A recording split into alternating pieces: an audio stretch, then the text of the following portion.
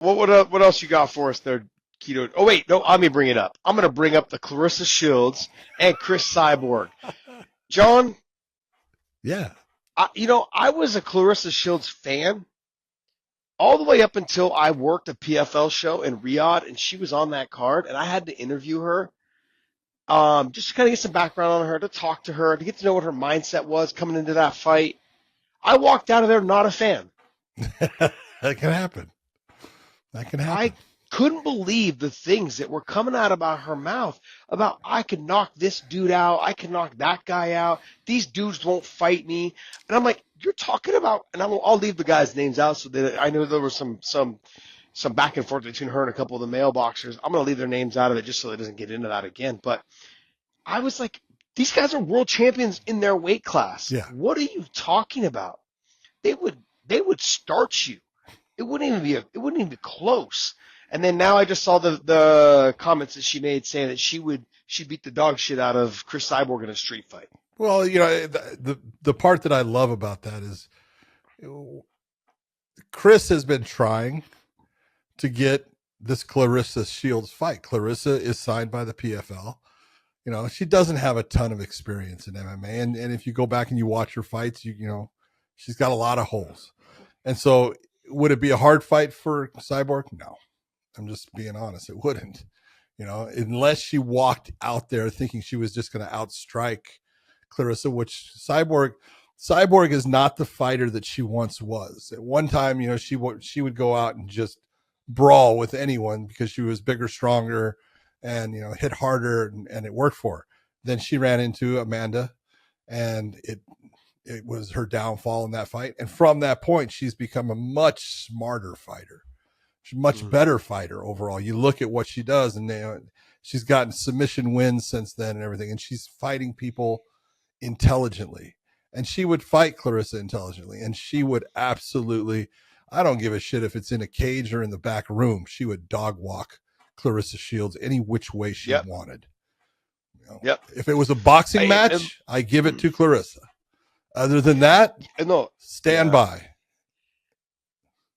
I mean, no, absolutely, I'd give it to Claressa Shields in a boxing match. But a boxing match, let's just say that if it was an MMA boxing match, say it was an MMA fight, but let's just say Chris Cyborg decided to box with her with MMA gloves. It's a big difference than trying to be a defensive fighter with bigger gloves and littler gloves. So then that opens up. I think Claressa would probably be able to still win if it was just the boxing with MMA gloves. But it does change how everything happens. Cyborg's used to slipping, moving, getting hit by those gloves. Claressa Shields is not. All you have to do is put kicks involved. We'll say, you know what? This is an MMA champion. You're a boxing champion. We're going to let you fight. We're not going to put the ground in, but you got to have kicks. Guess what's going to happen? Yeah. Changes it. Oh, yeah. Completely. Changes everything. The range is different. Everything's, things that you can do in boxing, you cannot do the same in kickboxing. It doesn't work.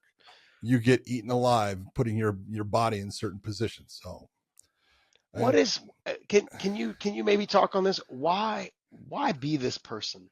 The one that says I can beat up guys, and I can beat her up in a street fight. Well, you could go back and she had that, she was saying all that stuff, and one of the people she was talking about was someone that was a world champion in the welterweight division, 147 pounds, and a video came out of her sparring with an individual that was not a well-seasoned fighter, and she's sparring with a man, and he hit her, and she went down. Big deal. Doesn't matter. It's training. And you look at that whole thing, and then she got into the whole story of that's bullshit. This came out. I went outside to get a knife. I was gonna kill that motherfucker. And it was like, okay, you just wrecked it. There's no you're gonna go get a knife and you're gonna stab someone because they hit you in a sparring session. What the hell are you talking about? She comes up with some stuff. I don't know what she's trying to do. She's got the whole thing with the quote. That's anytime something is self-proclaimed, it doesn't mean a whole lot. it was very hard when I did the interview with her. She used that word "quote."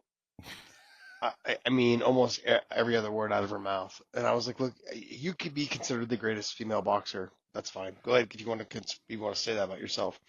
Um, but then when you get into this, I can beat guys. And when you want to get into this, I can beat Chris Cyborg in a Was street fight. she can You're beat one. guys, but she can't Yeah, beat. She can beat low level. I'm sure guys, that are not just starting out in boxing or things like. She could, she could do what. She's a big woman, but she can't beat the guys she's talking about. Even if those she's guys are not a smaller. small. She's not small, by the Oh way. no, she's a big woman. No, she's thick. Yeah. Um, she is. I mean, that's not a knock on her. That's just No, that's how she's built. that's That's exactly how she's built. Um, what else? What else? You got for would us you there, want George? to see her against Cyborg in the PFL? Absolutely, So would I. absolutely, So absolutely. Here's I think if they don't put that fight together, they're missing the boat. They're but missing it. how do you put it together though, John? Do you put it as boxing or do you put it as MMA? Put it as MMA.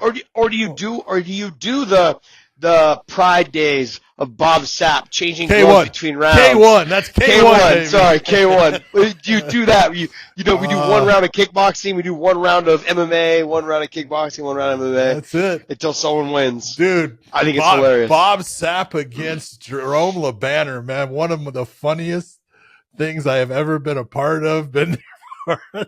I was like in awe of watching four little Japanese guys trying to put a boxing glove back on the hand of Bob Sapp, and he looked like O.J. Simpson, man. He's like splaying his fingers. He goes, "It doesn't fit. They just took it off of you, goddamn it."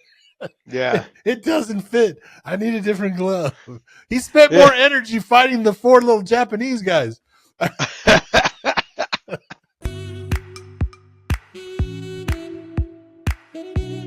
This episode is brought to you by BetUS. Make sure you guys YouTube 150 for the promo code. Also, Element, use the link in the descriptions down below. Any product you buy from there, they will send you a bonus package of product if you use our link down below. Element's amazing, man. I love it.